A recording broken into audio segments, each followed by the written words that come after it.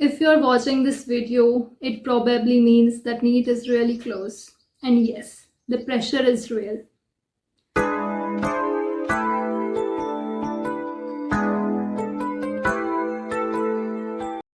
So, hello and welcome back to my channel. Today in this video, I have provided you with the real last 30-day strategy to NEET, since it is the most crucial and most important period in one's preparation.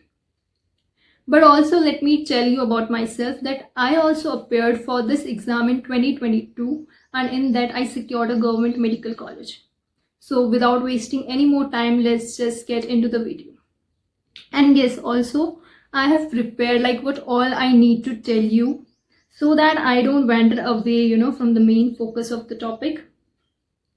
So I have divided this video into 3 segments, like what you need to do in the first 15 days, then afterwards the last 14 days, and the day just before the exam. So we'll proceed in that sequence only. So for the first 15 days, what you need to do is just revise and revise. Okay. Like NCERT is the sacred book for the exam NEET.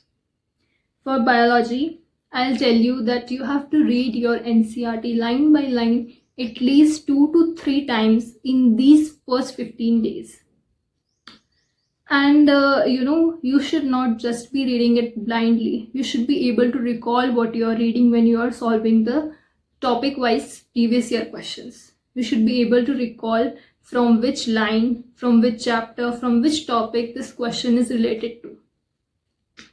And also I'll clarify at first that I'm not going to promote any sort of notes in this video. I'm only gonna focus on the book, and that's what is needed.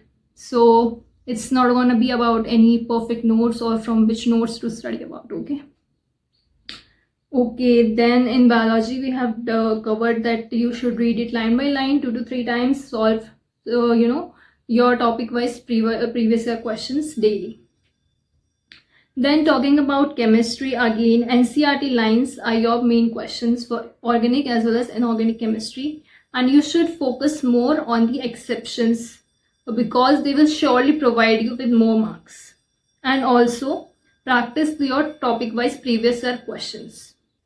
So now talking about physics, what I would suggest you is you should cover the easy and the high yielding topics first, because if you go by the sequence given in your books, then you might get stuck in those tough and big chapters and you won't be able to cover the rest of the easier and high yielding topics. So I would suggest you that you first go for these shorter and high yielding topics. And also practice your topic wise PYQs daily as you read any topic, and also try to strengthen your concepts more in these 15 days. Okay, because you have already read everything, you just need to strengthen your concepts.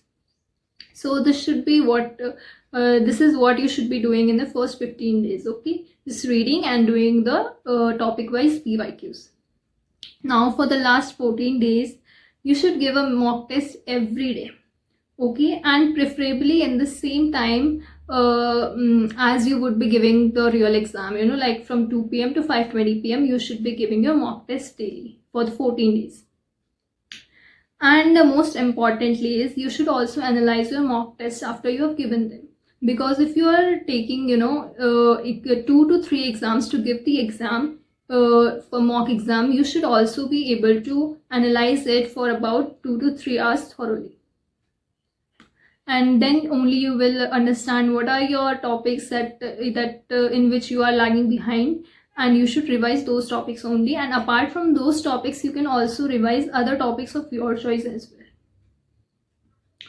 So that's what you should be doing in the last 14 days. And just one day before exam is, you should not stress out yourself. First of all, you should believe and you have actually read everything, you know everything. You just believe that you know everything. Don't just get demotivated by seeing any random topic, any random question from a topic that you haven't read in the in your preparatory phase. It probably won't be asked because it is not important. If you're seeing it for the first time in throughout your preparation, if you're seeing it for the first time, it probably won't come. It is not important, so you should not get demotivated from that. And also don't compromise with your sleep, please, because sleep is very important for a healthy mind, and only a healthy mind can give a good exam. So have a good sleep on that day, and relax and have good sleep, then get up and go give your exam. Okay, remember that these last 30 days are not for opening any new source, any new notes, any new topic. These are solely for the purpose of maximizing your score, revising and strengthening your concepts. That should be your focus. And again, I would say that don't compromise your sleep ever. So in the end, I wish you all a very good luck. I know you've all got this exam. You'll pass with flying colors, and I wish you all good luck and all the very best. And also, if you have any questions regarding the exam, or regarding any aspect of the exam, or regarding any aspect that I've talked in this video, you can just comment down below, or also you can just DM me on Instagram if you have one. There we can have like more interaction. Otherwise, you can always comment down in this video only. So that's it. All the very best to all of you guys, and yeah, see you soon. Till then, bye bye.